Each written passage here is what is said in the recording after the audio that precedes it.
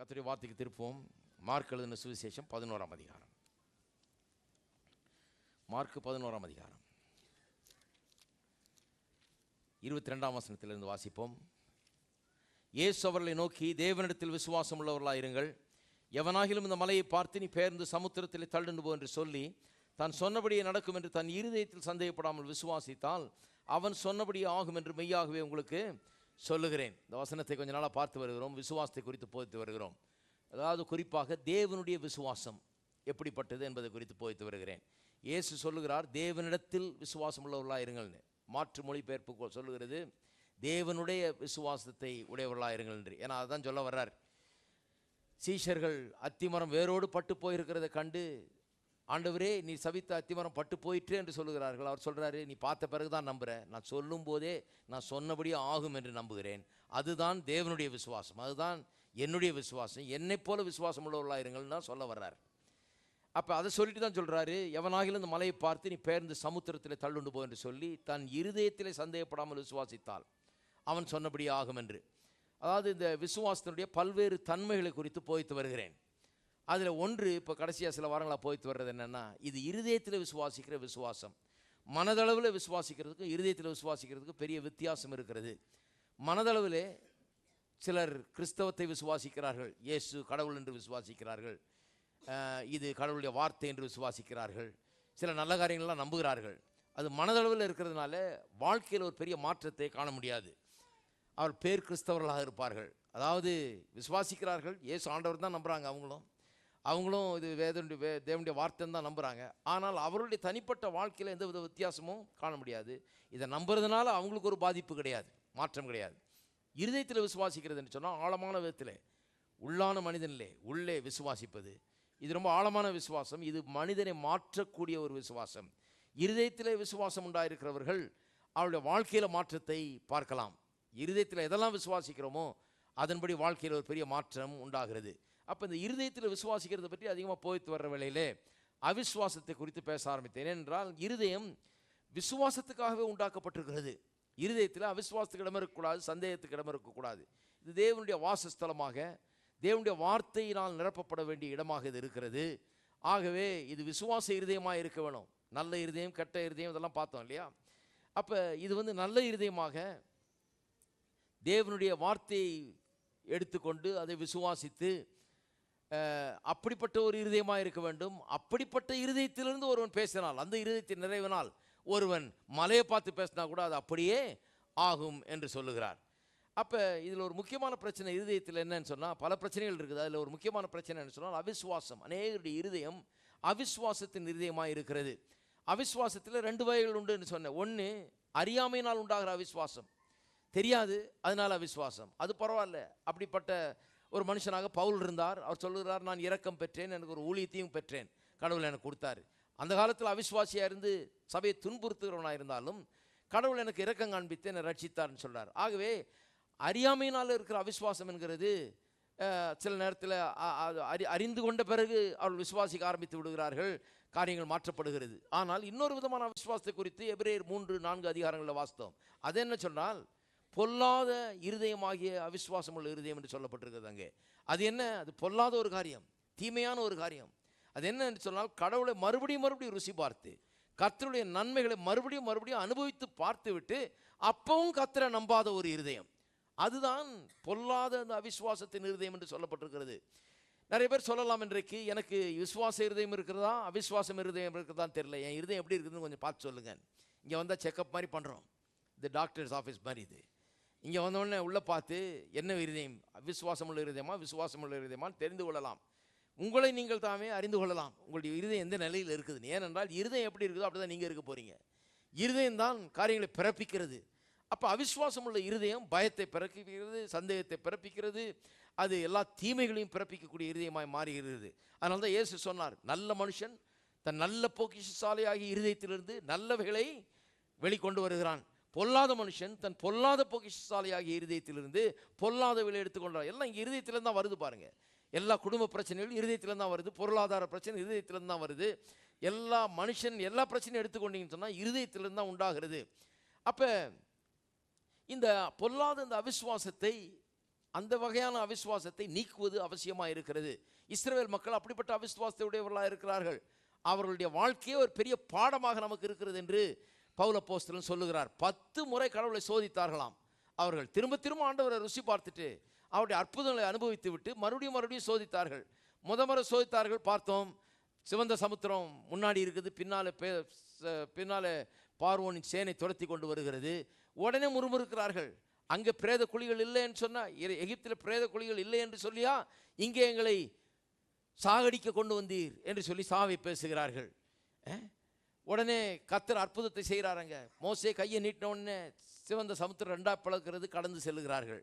கடந்து சென்ற பிறகு பாட்டு பாடி ஆர்ப்பரித்து கொண்டாடுறாங்க. 3 நாள் தான் கொண்டாட்டம். இந்த 3 நாள் கொண்டாட்டத்துக்கு பிறகு திருப்பியும் கொஞ்சம் தூரம் பிரயாணப்பட்டு போனோடனே தண்ணி தாகம் எடுக்க ஆரம்பிச்சிடுச்சு. தண்ணி தாகம் எடுத்த உடனே மறுபடியும் அவர்கள் சாபத்தின் வார்த்தைகளை பேசுகிறார்கள், மறுபடியும் அவிசுவாசத்தின் வார்த்தைகளை பேசுகிறார்கள். இங்கே உடனே சாகடிக்குவாங்களை கொண்டு வந்துன்னு சொல்லி மறுபடியும் முறுமுறுக்கிறார்கள். மாறாவண்டியில் வந்தபோது, ஏன்னா தண்ணி கிடச்சிருச்சு, ஆனால் வாயில் வச்சா கசப்பாக இருக்கிறது. ஆண்டவர் ரொம்ப சிம்பிளாக அதை சால்வ் பண்ணார். ஒன்றும் இல்லை, மரத்தை வெட்டி அந்த தண்ணியில் போடுனார். போட்டோன்னா மதுரமானதாயிற்று. நாம் நினைக்கிற பெரிய பிரச்சனைகள், நம்முடைய முறுமுறுப்பெல்லாம் பாருங்கள், அதெல்லாம் ஒன்றும் இல்லாமல் போயிடுது. கர்த்தர் சின்ன சொல்யூஷன்ஸ் வச்சுருக்கார் பெரிய ப்ராப்ளத்துக்கு. பெரிய பிரச்சனைகள்லாம் சுலபமாக தீர்க்கக்கூடியவர் கர்த்தர். அதை புரிந்து கொள்ள வேண்டும். அப்போ பிரச்சனையை பார்த்தா முறுமுறுக்கவோ தவறான வார்த்தைகளோ பேசக்கூடாது. இதையெல்லாம் பார்த்து வருகிறோம்.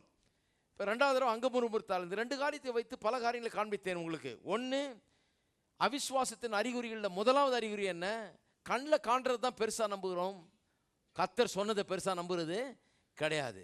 2வது, பயப்படுகிறோம். அதுலேருந்து அந்த வசனங்கள்லேருந்து காமிச்சேன், சோதித்த இடத்துலேருந்து காமிச்சேன் அவிசுவாசத்தின் அறிகுறி. 2வது என்ன? பயம். பயமுள்ள இருதயமாக இருக்குதா உங்கள் இருதயம்? அப்போ உள்ளத்தில் விசுவாசம் இல்லை, அவிசுவாசம் இருக்கிறது என்ற அர்த்தம். 3வது, நெகட்டிவிசம், அதாவது பிற்போக்கான ஒரு நிலையில் இருக்கிறது. தான் சொன்னேன் இல்லையா, ஒரு விரல் அடிபட்டா கூட எல்லாமே போச்சு அப்படின்ற மாதிரி பேசுவாங்க. 9 விரல் நல்லா இருக்குதுன்றது அந்த இது கிடையாது, எல்லாமே போச்சுன்னு தான் பேசுவாங்க. அப்படிப்பட்ட ஆட்கள் நெகட்டிவ், வாழ்க்கையே ஒரு நெகட்டிவான விதத்தில் எடுத்துக்கொள்வார்கள். அது 3வது அறிகுறி. நிறைய பேர் அப்படி இருக்கிறாங்க பாருங்க. பைபிளை தூக்கிட்டு சபைக்கு போயிட்டு வர்றதுமா இருக்கிறாங்க, பாட்டை பாடுவாங்க, காணிக்கையை கொடுப்பாங்க, ஏதோ கிறிஸ்தவ வாழ்க்கைன்னு வாழ்ந்து கொண்டிருக்காங்க. ஆனால் வாழ்க்கையில் நெகட்டிவாக தான் பேசுவாங்க, நெகட்டிவாக தான் அப்ரோச் பண்ணுவாங்க வாழ்க்கையை. தன்னுடைய வாழ்க்கையை நெகட்டிவாக தான் அணுகுவார்கள். தப்பு. அதில் விசுவாசம் இல்லைன்னு அர்த்தம். அப்போ பைபிளை தூக்கிட்டு கோயிலுக்கு போயிட்டு வந்து பிரயோஜனம் கிடையாது பாருங்கள். கோயிலுக்கு எதுக்கு போகிறோம்? இதெல்லாம் கற்றுக்கிறதுக்கு தான் போகிறோம். நெகட்டிவிசத்தை அகற்ற வேண்டும், பிற்போக்கான எண்ணங்களை அகற்ற வேண்டும், முற்போக்கான எண்ணம் உள்ளவர்களாக மாற வேண்டும், பாசிட்டிவ் திங்கர்ஸாக மாற வேண்டும். 4வது, மற்றவர்களை குறை சொல்லுவார்கள். என் தோல்விக்கு அவர் தான் காரணம், இவர் தான் காரணம், இவங்க இப்படி பண்ணிட்டாங்க, அவங்க இப்படி பண்ணிட்டாங்க. உள்ளத்தில் விசுவாசம் இருந்தால் யாரை நம்ம தோற்கடிக்க முடியாது, எந்த சூழ்நிலையும் நம்ம தோற்கடிக்க முடியாது. மற்றவர்களை குறை சொல்லியே தங்களுடைய தோல்விக்காக மற்றவர்களை குறை சொல்லுவதில் பார்த்தீங்கன்னா அவங்க எப்படிப்பட்ட ஆட்கள்? உள்ளத்தில் விசுவாசம் இல்லாத ஆட்கள், அவிசுவாசம் உள்ள ஆட்கள். 5வது, லுக்கிங் பேக், பின்னோக்கி பார்ப்பது. நான் 10 வருஷத்துக்கு முன்னால் ரொம்ப நல்லா இருந்தேனாக்கும், அந்த நாட்கள் திருப்பி வந்தால் நல்லா இருக்குமே, அங்கேயே நான் போயிடுறேன், அங்கேயே கிடக்கிறேனாக்கும் அப்படிம்பாங்க. திரும்பி பார்க்கறது நல்லது. எதுக்கு பார்க்கணும்? கர்த்தர் செய்த நன்மைகளை எண்ணி பார்க்கறதுக்கு. ஆனால் முற்காலங்கள் எவ்வளவு நல்லா இருந்தாலும் அதை விட நல்லதாக எதிர்காலம் இருக்கும். அதுதான் விசுவாசம். எத்தனை பேர் நம்புறீங்க? இல்லைங்க அப்போ நல்லா இருந்தேங்க, இனிமேல் இன்னும் நல்லா இருப்பீங்க. இல்லை இப்போ அழிஞ்சு போயிருக்கிறீங்க, இல்லை வரும்போது இன்னும் வருங்காலத்தில் இன்னும் நல்லா இருப்பீர்கள். விசுவாசத்தை உள்ளத்தில் வையுங்கள். 5வது, மர்மர், முறுமுறுப்பு. இது ஒரு அறிகுறி, அவிசுவாசத்தின் அறிகுறி. முறுமுறுத்தார்கள். மறுபடியும் வாசிக்கிறோம். 6வது, மற்றவர்களுக்கு நெருக்கடி, மற்றவர்களுக்கு ப்ரெஷர் கொடுக்கறது. தன்னுடைய தேவை நிமித்தம் மற்றவர்களை ப்ரெஷர் பண்ணுறது. நிறைய பேர் அப்படி தான் பாருங்கள். தாங்க கடன் வாங்கிடுவாங்க, போய் அப்பா அம்மாவை ப்ரெஷர் கொடுப்பாங்க, கழுத்தை பிடிப்பாங்க. நீ தான் அடைக்கிற இதை, எனக்கு தெரியாது, நீ என்ன பண்ணுவியோ தெரியாது. ஒரு பிள்ளைக்கு தாப்பம் பண்ண வேணாமா, செய்கிற அப்படின்னு போட்டு ஒரு ப்ரெஷர் கொடு. உன்னை நம்பி தான் இருக்கிறனாக்கும், நீ செய்யலைன்னா நான் சாவ போகிறேனாக்கும். பார்த்துருக்கீங்களா அந்த மாதிரி? மற்றவர்களுக்கு ப்ரெஷர் கொடுக்குற ஆட்கள். அப்போ என்ன அர்த்தம்? உள்ளத்தில் கர்த்தரை நம்பலை, அவிசுவாசம் தான் இருக்குது. மனுஷரை நம்புகிற இருதயம் அது, கர்த்தரை நம்பல, அவிசுவாசம் தான் இருக்குதுன்னு அர்த்தம். இப்போ அடுத்ததை பார்ப்போம். அவிசுவாசம் மறக்கிற குணமுள்ளதாக இருக்கிறது. அவிசுவாசம் உள்ளவர்கள்ட்ட கர்த்தர் செய்ததெல்லாம் சுலபமாய் மறந்து விடுகிறவர்களாக இருக்கிறார்கள். திருப்பவும் யாத்ராம் 16ஆம் அதிகாரம், யாத்ராம் 16, 1, 2 ஆகிய வசனங்கள். இஸ்ரவேல் புத்திரராகிய சபையார் எல்லாரும் ஏலிமை விட்டு பிரயாணம் பண்ணி எகிப்து தேசத்திலிருந்து புறப்பட்ட 2ஆம் மாதம் 15ஆம் தேதியிலே ஏலிமுக்கும் சீனாய்க்கும் நடுவே இருக்கிற சீன் வனாந்திரத்தில் சேர்ந்தார்கள். அந்த வனாந்தரத்திலே இஸ்ரவேல் புத்திரராகிய சபையார் எல்லாரும் மோசேக்கும் ஆரோனுக்கும் விரோதமாக முறுமுறுத்து, எல்லாம் சொல்லுங்க முறுமுறுத்து. பாருங்க, இப்போதான் சிவந்த சமுத்திரத்தை கடக்க பண்ணாரு. அப்புறம் கசந்த தண்ணீரை மதுரமான தண்ணீராக மாற்றி தந்தார். அதுக்கு முன்னால் இன்னும் பல அற்புதங்களை எகிப்திலே செஞ்சிட்டாரு. இவ்வளோத்தையும் பார்த்துட்டாங்க. மறுபடியும் முறுமுறுப்பு. நாங்கள் இறைச்சி பாத்திரங்கள் அண்டையில் உட்கார்ந்து அப்பத்தை திருப்தியாக சாப்பிட்ட எகிப்து தேசத்திலே, எப்படி சொல்கிறாங்க பாருங்க, இறைச்சி பாத்திரத்து பக்கத்திலே கொஞ்சம் சரியான சாப்பாட்டு ராமன்லாம் இருப்பானுங்க போல இருக்கு. இறைச்சி பாத்திரத்து பக்கத்திலே கொஞ்சம் அப்படியா பண்ணுவீங்க? கறி ஆகிட்டுனா பக்கத்திலே கொஞ்சம் சாப்பிட்றது. இறைச்சி பாத்திர தண்டையிலே உட்கார்ந்து அப்பத்தை திருப்தியாய் சாப்பிட்ட எகிப்து தேசத்திலே, அங்கே உண்மை என்னன்னா, அரை வயிற்று கஞ்சி அண்ட ஒரு குடிசைந்தான் இருந்தாங்க. அங்கே அடிமைகளாய் வாழ்ந்தார்கள். பல தலைமுறைகளாக அடிமைகளாக வாழ்ந்தவர்கள் எப்படியோ ரியாலிட்டியை மறந்துடுறாங்க பாருங்க. மறந்துட்டு இப்போ தப்பாக பேசியிருக்காங்க. அங்கே நல்லா இருந்தது போல சாப்பிட்ட எகிப்து தேசத்திலே கர்த்தரின் கையால் செத்து போனோமானால் தாவலை, இந்த கூட்டம் முழுவதையும் பட்டினியால் கொல்லும்படி நீங்கள் எங்களை புறப்பட பண்ணி இந்த வனாந்தரத்தில் அழைத்து வந்தீர்களே என்று அவர்களிடத்தில் சொன்னார்கள். என்ன பிரச்சனைங்க? ஏலிமை தாண்டி வந்துட்டாங்க. மாறால தண்ணி கொடுத்தாச்சு, அதை மதுரமாக்கி கொடுத்தாச்சு. அப்புறம் ஏலிம்ன்ற இடத்துல வந்து கேம்ப் பண்ணி அங்கே ஏராளமான நீரூற்றுகளும் அங்கே பேரிச்ச மரங்களும் இருந்தது. எல்லாம் உட்காந்து நல்லா சாப்பிட்டுட்டு எல்லாம் ரெஸ்ட் பண்ணியாச்சு. இப்போ கொஞ்சம் தூரம் பிரயாணம் பண்ணோன்னு பசி எடுக்க ஆரம்பிச்சிருச்சு. பசி எடுக்க ஆரம்பித்த உடனே அவள் சொல்கிறாங்க, பட்டினினால் கொல்லும்படியாக இங்கே கொண்டு வந்தீர். வாயை திறக்கும் போதெல்லாம் சாவு தான் வருது பாருங்க. அதனால தான் வனாந்தரத்திலே செத்த சந்ததி இது. சாவை கர்த்தர் அவர்களுக்கு உண்டு பண்ணவில்லை, இவர்கள் உண்டு பண்ணி கொண்டார்கள் தங்களுக்காக. பேசியே செத்தார்கள். அதுதான் உண்மை. அருமையானவர்களே, இது ஒரு பெரிய படிப்பினையாக இருக்கிறது என்று அப்போஸ்தலனாகிய பவுல் நமக்கு சொல்லி பார்த்து கற்றுக்கணும்னு சொல்கிறாரு. இவங்களை பார்த்து கற்றுக்குங்கன்றார். எப்படி கற்றுக்கணும்? இவங்கள மாதிரி பேசுறதுக்கு அல்ல, இவங்கள மாதிரி பேசாமல் இருக்கிறதுக்கு. வாயை திறக்கும் போதெல்லாம் அவிசுவாசம் தான் வருது. அப்போ பாருங்க, இவர்கள் ஏன் இப்படி இருந்தார்கள்னு சொன்னால் மறந்து விட்டார்கள். அதாவது கர்த்தர் செய்த காரியங்களே மறந்ததுனால தான் இப்படி இருக்காங்கன்னு வேத வசனம் நமக்கு இன்னொரு இடத்துல சொல்லுது பாருங்க. சங்கீதம் 78க்கு திருப்போம். சங்கீதம் 78. 2 சங்கீதத்திலேருந்து நிறைய வசனங்கள் வாசிக்க போகிறேன். ஒன்று 78ஆம் சங்கீதம், இன்னொரு 106ஆம் சங்கீதம். 78ஆம் சங்கீதத்தை பார்ப்போம். அதிலே 10ஆம் வசனத்திலேருந்து வாசிக்கிறேன் பாருங்க. நான் பிரசங்கம் பண்ணுறதை அப்படியே அந்த சங்கீதத்தில் இருக்குது. வெறும் இந்த சங்கீத வாசாலே போதும், அதில் பிரசங்கம் அடங்கி இருக்குது. இவர்களிடத்திலிருந்து படிப்பினையாக சொல்லுகிறார். 10ஆம் வசனம் பாருங்க. அவர்கள் தேவனுடைய உடன்படிக்கை கை கொள்ளாமலும் அவருடைய கட்டளையின்படி நடக்க சம்மதியாமலும் அவருடைய செயல்களையும் அவர் தங்களுக்கு காண்பித்த அதிசயங்களையும் மறந்தார்கள். எல்லாம் சொல்லுங்க, மறந்தார்கள். மனுவர்க்கம் மறக்கிற ஒரு தன்மை கொண்டதாக இருக்கிறது. விழுந்து போன மனிதன் மறக்கிறவனாக இருக்கிறான். கடவுளுடைய நன்மைகளை மறக்கிறவனாக இருக்கிறான். ஜனங்களுக்கு ஒரு நன்மை கூட செய்து பாருங்க. நீங்கள் பலருக்கு நன்மை செஞ்சுருப்பீங்க. ஆனால் அதில் ஏற்படுற ஏமாற்றம் என்னென்ன, பெரிய குறை என்னென்னா, நன்மை செய்கிறவர்களுக்கு நன்மையை பெற்றுக்கொண்ட ஆள் அடிக்கடி மறந்துடுறாரு. என்ன நன்மை செஞ்சாங்கன்றத மறந்து விடுவார்கள். பார்த்துருக்கீங்களா? நன்மை வேணும்னும் போது ஐயா கொய்யான்பாங்க. அப்புறம் எல்லாம் நன்மையை பெற்றுக்கொண்ட பிறகு கொஞ்ச நாளில் மறந்து போய் விடுவார்கள். இது மனுஷனுடைய தன்மை. இது பார்த்தீங்கன்னா விழுந்து போன மனுஷனுடைய ஒரு முக்கியமான ஒரு தன்மை. அவிசுவாசம் உள்ள மனுஷனுடைய ஒரு முக்கியமான தன்மை. நேற்று நடந்தது இன்றைக்கி மறந்துடுறது. இன்றைக்கி கம்யூனியன் திருவிருந்தை அனுசரித்தோம். எதற்கு இப்படிப்பட்ட ஒரு ஒழுங்கை தேவன் ஏற்படுத்தி வைத்திருக்கிறார்? கொஞ்சம் யோசித்து பார்க்கணும். வெளிப்புறமான சடங்குகளே கிடையாது கிறிஸ்தவ சபையில். 2 சடங்கு தான். ஒன்று வந்து ஞானஸ்நானம் என்கிறது, இன்னொன்று வந்து இந்த கர்த்தருடைய பந்தி என்கிற சடங்கு. இந்த 2 வெளிப்புறமான சடங்குகள் மட்டும்தான் புதிய ஏற்பாட்டு சபையிலே கொடுக்கப்பட்டிருக்கிறது. மீதியெல்லாம் சடங்கே கிடையாது. இந்த 2 சடங்குகள் என்ன? இது 2 சடங்குகளும் வெறும் சடங்கு அல்ல. இது மிகவும் அர்த்தம் வாய்ந்த ஒரு சடங்காக இருக்கிறது. ஏன்? நாம் எல்லாம் மறதிக்காரர்கள். இதை மட்டும் மாதம் பண்ணலன்னா சிலுவைனா அப்புறம் 10 வருஷம் பொறுத்து என்னன்னு கேட்பாங்க. இது அங்கே மரிச்சது இயேசுன்னு சொன்னால் அவர் யாருன்னு கேட்பாங்க, அவர் ஏன் செத்தாருன்னு கேட்பாங்க. எல்லாம் காரியமே மாறிடும் பாருங்க. எல்லாம் மறந்துடுவாங்க. அந்த சிலுவையை ஃபோக்கஸ் பண்ணுறதுக்காக அங்கே என்ன நடந்தது, அங்கே மரித்தவர் யார்? குற்றமற்ற தேவனுடைய குமாரன். எதற்காக மரித்தார்? அவருடைய பாவங்களுக்காக அல்ல, ஏன்னா அவர் பாவமே செய்யலை. என்னுடைய பாவங்களுக்காக, உங்களுடைய பாவங்களுக்காக, உலகத்தின் பாவங்களுக்காக மரித்தார். ஏன் அப்படி மரித்தார்? ஏன் அந்த கோர மரணம்? ஏன் அப்படி அடிக்கப்பட்டு நொறுக்கப்பட்டு நிந்திக்கப்பட்டு நிர்வாணமாய் அங்கே தொங்க விடப்பட்டார்? ஏனென்று சொன்னால் நம்முடைய பாவம் மட்டுமல்ல, நம்முடைய சாபங்கள் எல்லாம் அவருக்கு சொந்தமாயிற்று. சபிக்கப்பட்டவராக கல்வாரி சிலுவையிலே மரத்திலே தூக்கப்பட்டவன் அவனும் சபிக்கப்பட்டவன் என்று எழுதியிருக்கிறபடி கிறிஸ்து நமக்காக சாபமானார் என்று அப்போஸ்தலனாகிய பவுல் சொல்லுகிறார். இருக்கீங்களா? இதெல்லாம் மறந்துடுவோம். இதை மறந்துடக்கூடாதுன்னு சொல்லி தான் இப்படி ஒரு திருவிருந்து என்கிற கர்த்தருடைய பந்தி என்கிற ஒரு காரியத்தை ஏற்படுத்தி வைத்து அதை அனுசரிக்கும் போதெல்லாம் என்னுடைய மரணத்தை நினைவு கூறுங்கள்னு சொல்லுகிறாரு. ஏன்னா அங்கே தான் இருக்குது விஷயமே, அங்கே தான் பரிகாரம் உண்டானது, அதுதான் மனிதனுக்கு தீர்வு, மனுக்குலத்தின் தீர்வு அங்கே தான் அடங்கி இருக்கிறது. அதுக்காகவே அதை உண்டு பண்ணினார் பாருங்க, ஏன்னா மறக்கிறவர்கள்னு சொல்லி. அப்போ மறக்கிறது மனுஷனுடைய தன்மையாக இருக்கிறது. தேவன் தங்களுக்கு காண்பித்த அதிசயங்களை எல்லாம் மறந்தார்களாம். எப்படி மறக்க முடியும்? சிவந்த சமுத்திரத்தின் நடுவிலே வந்தாங்க, கடந்து வந்தாங்க, ஆனால் மறந்தார்கள். எல்லாம் சொல்லுங்க, மறந்தார்கள். வாசிக்கிறேன் பாருங்க. அவருடைய பிதாக்களுக்கு முன்பாக எகிப்து தேசத்து சோவான் வழியிலே அவர் அதிசயமானவர்களை செய்தார். கடலை பிளந்து அவர்களை கடக்க பண்ணி ஜலத்தை குவியலாக நிற்கும்படி செய்தார். பகலிலே மேகத்தினாலும் முழுதும் அக்கினி வெளிச்சத்தாலும் அவர்களை வழி நடத்தினார். வனாந்தரத்திலே கண்மலைகளை பிளந்து மகா ஆழங்களிலிருந்து தண்ணீரை அவர்களுக்கு குடிக்க கொடுத்தார். கண்மலையிலிருந்து நீரோட்டங்களை புறப்பட பண்ணி தண்ணீரை நதி போல ஓடி வரும்படி செய்தார்.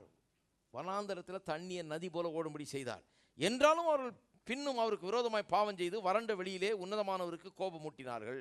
தங்கள் இச்சைக்கேற்ற போஜனத்தை கேட்டு தங்கள் இருதயத்தில் தேவனை பரீட்சை பார்த்தார்கள். அவர்கள் தேவனுக்கு விரோதமாய் பேசி தேவன் வனாந்தரத்திலே போஜன பந்தியை ஆயத்தப்படுத்தக்கூடுமா? இதோ அவர் கண்மலையை அடித்ததினால் தண்ணீர் புறப்பட்டு நதிகளாய் புறப்பட்டு வந்தது.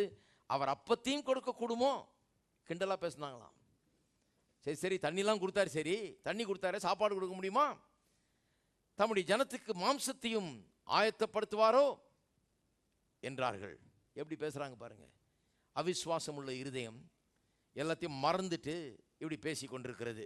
இப்போ 21ஆம் வசனம், ஆகையால் கர்த்தர் அதை கேட்டு கோபம் கொண்டார். அவர்கள் தேவனை விசுவாசியாமலும் அவருடைய ரட்சிப்பை நம்பாமலும் போனதினால் யாக்கோபுக்கு விரோதமாக அக்கினி பற்றி எரிந்தது, இஸ்ரவேலுக்கு விரோதமாக கோபம் உண்டது. அவர் உயரத்தில் உள்ள மேகங்களுக்கு கட்டளையிட்டு வானத்தின் கதவுகளை திறந்து மன்னாவை அவர்களுக்கு ஆகாரமாக வருஷிக்க பண்ணி வானத்தின் தானியத்தை அவர்களுக்கு கொடுத்தார். தூதர்களின் அப்பத்தை மனுஷன் சாப்பிட்டான். அவர்களுக்கு ஆகாரத்தை பூரணமாய் அனுப்பினார். ஆகாசத்தில் கீழ்காற்றை வரப்பண்ணி தம்முடைய வல்லமையினால் தென்றலையும் வீச செய்து மாம்சத்தை தூளத்தனையாயும் சிறகுள்ள பறவைகளை கடற்கரை மணலத்தனையாயும் வருஷிக்க பண்ணி. 1/4 கிலோ கறி இல்லை, 100 கிராம் இல்லை, மாம்சத்தை தூளத்தனையாயும் சிறகுள்ள பறவைகளை கடற்கரை மணலத்தனையாயும் வருஷிக்க பண்ணினார்.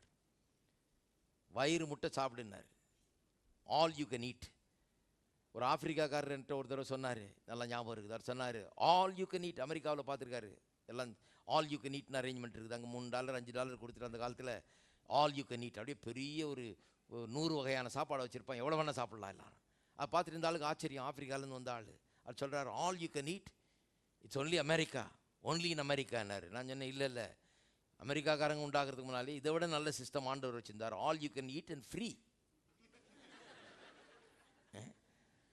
வயிறு முட்டை சாப்பிடு, இலவசம், வேறு ஒரு நயா பைசா கொடுக்க வேண்டியதே கிடையாது. அதை கர்த்தர் ஏற்கனவே ஆரம்பித்து வச்சு அப்படி போஷித்தாரையா. இவங்க சும்மா லேசாக அதை ஃபாலோ பண்ணுறாங்க, அவ்வளோதான்.